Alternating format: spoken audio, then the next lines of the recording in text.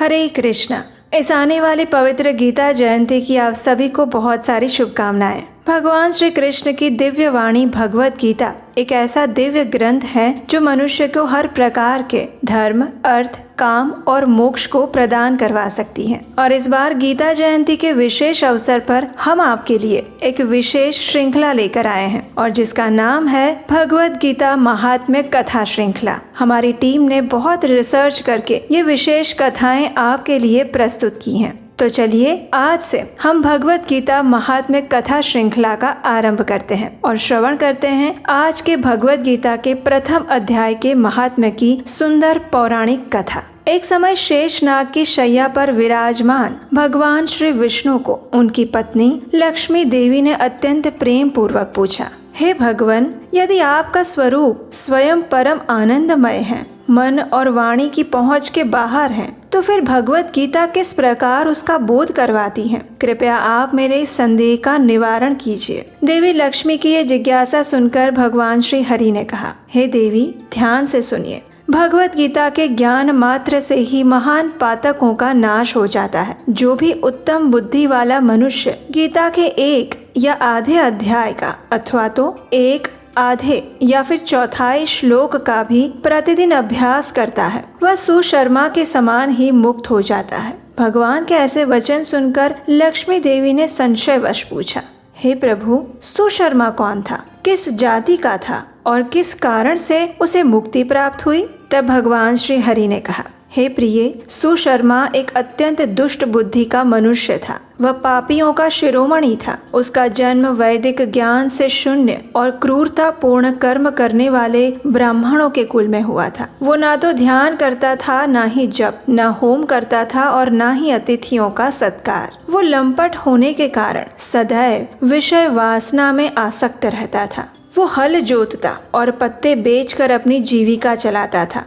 उसे मदिरा पीने का भी व्यसन था और वो मांस भी खाता था। इस प्रकार उसने अपने जीवन का लंबा समय व्यतीत कर दिया। अब एक दिन क्या हुआ कि वह मूर्ख सुशर्मा पत्ते लाने के लिए किसी ऋषि के आश्रम में घुस गया और इसी बीच काल रूपधारी काले सांप ने उसे डस लिया। सुशर्मा की मृत्यु हो गई और उसके बाद वो अनेक नरकों में जाकर वहाँ की यातनाएं भुगत कर वापस मर्त्य लोक में आया और फिर यहाँ पृथ्वी लोक पर वह बोझ ढोने वाला बैल बन गया। उस समय किसी पंगु ने अपने जीवन को आराम से व्यतीत करने के लिए उसे खरीद लिया। अब इस बैल ने अपनी पीठ पर उस पंगु व्यक्ति का भार ढोते हुए अत्यंत कष्ट से 7 से 8 वर्ष बिता दिए। इस प्रकार उसकी सेवा करते हुए एक दिन उस पंगु व्यक्ति ने किसी ऊंचे स्थान पर लंबे समय तक तीव्रता के साथ उस बैल को घुमाता रहा और इस कारण वह बैल थक कर वेग से पृथ्वी पर गिर पड़ा और मूर्छित हो गया।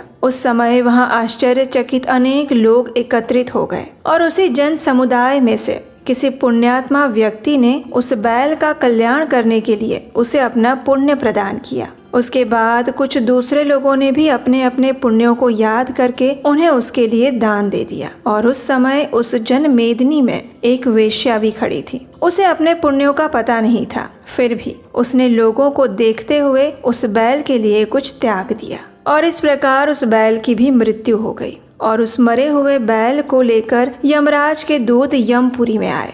यमदूतों ने ऐसा विचार किया कि ये वेश्या के दिए हुए पुण्य से पुण्यवान हो गया है, इसलिए उन सभी ने उसे छोड़ दिया और फिर वो पृथ्वी पर आ गिरा और उत्तम कुल और शील वाले ब्राह्मणों के घर में उत्पन्न हुआ और दैव की इच्छा के वश उस समय भी उसे अपने पूर्व जन्म की बातों का स्मरण रहा। लंबे समय के बाद अपने अज्ञान को दूर करने वाले उस कल्याण तत्व का जिज्ञासु बनकर वो उस वेश्या के पास गया और उसके दान की बात बताते हुए उसने पूछा, हे देवी, आपने उस समय कौन सा पुण्यदान मुझे दिया था? तो उस वेश्या ने उत्तर दिया, मैं नहीं जानती, लेकिन वो पिंजरे में बैठा हुआ तोता प्रतिदिन कुछ न कुछ पढ़ता रहता है और उसी कारण से मेरा अंतःकरण पवित्र हो गया है। उसी का पुण्य मैंने तुम्हें दान दिया था। इस प्रकार वेश्या की बात सुनकर वेश्या और वह ब्राह्मण दोनों तोते के पास पहुंचे और तोते से पूछने लगे कि आखिर वो किस बात का उच्चारण करता रहता है। तब उस तोते ने अपने पूर्व जन्म का स्मरण करते हुए एक प्राचीन इतिहास कहना आरंभ किया।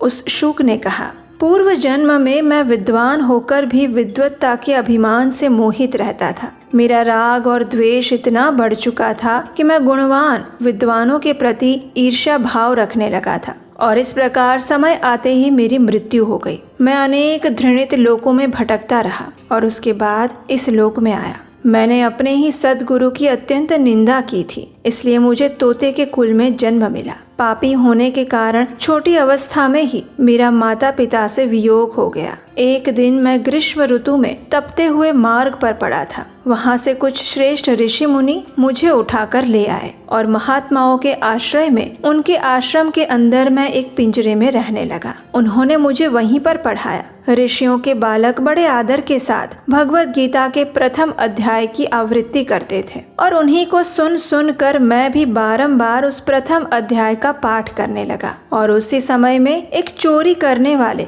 बहलिये ने मुझे वहाँ से चुरा लिया और उसके पास से इस देवी ने मुझे खरीद लिया और तब से मैं यहीं पर रहकर भगवत गीता के इस प्रथम अध्याय का बार बार पुनरुच्चारण करता रहता हूँ। यही मेरा वृतांत है जिसे मैंने आप लोगों से कहा है। पूर्व काल में मैंने इस प्रथम अध्याय का अभ्यास किया था, जिससे मैंने अपने पाप को दूर किया है। फिर उसी से इस वेश्या का भी अंतःकरण शुद्ध बन गया और उसी के पुण्य प्रभाव से ये द्विज श्रेष्ठ सुशर्मा भी पाप मुक्त हो गए हैं। इस प्रकार तोते ने, सुशर्मा ब्राह्मण ने और उस वेश्या ने आपस में वार्तालाप किया, गीता के इस प्रथम अध्याय के महात्म्य की प्रशंसा की और फिर वे अपने अपने घर पर चले गए और वहाँ पर गीता का अभ्यास करने लगे। और इस प्रकार भगवत गीता का अध्ययन और अभ्यास करते हुए जीवन के अंत में वे तीनों ही परम गति को प्राप्त हो गए। और इसीलिए जो भी मनुष्य भगवत गीता के इस प्रथम अध्याय को पढ़ता है, सुनता है या फिर उसका अभ्यास करता है, उसे इस भव सागर को पार करने में कोई कठिनाई नहीं आती। तो ये था भगवत गीता के प्रथम अध्याय के महत्व को दर्शाती हुई पौराणिक कथा।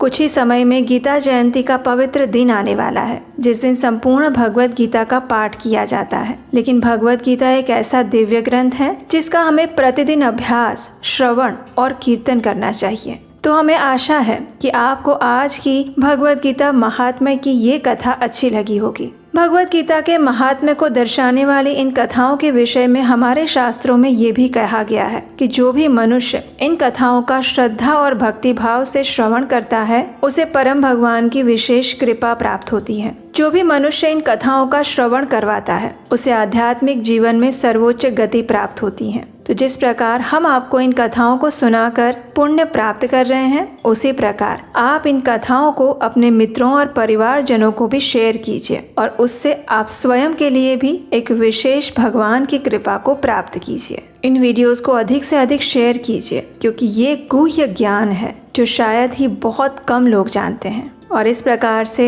आप आने वाली भगवत गीता जयंती के उपलक्ष्य में उसकी महिमा और गाथाओं का अधिक से अधिक प्रचार कर सकते हैं। और हम आपसे मिलेंगे इसी भगवत गीता महात्म्य कथा श्रृंखला की अगली कड़ी के साथ, यानी दूसरे अध्याय के महात्म्य कथा के साथ। उसे सुनने के लिए अगर अभी तक नहीं किया है या फिर अगर आप पहली बार इस चैनल पर आए हैं, तो इस चैनल को याद से सब्सक्राइब करके रख लीजिए। नोटिफिकेशन ऑन रखिए, बेल आइकन दबा दीजिए, ताकि भगवत गीता के दूसरे अध्याय के महात्म्य कथा भी आप सरलता से सुन पाएं। हरे कृष्णा।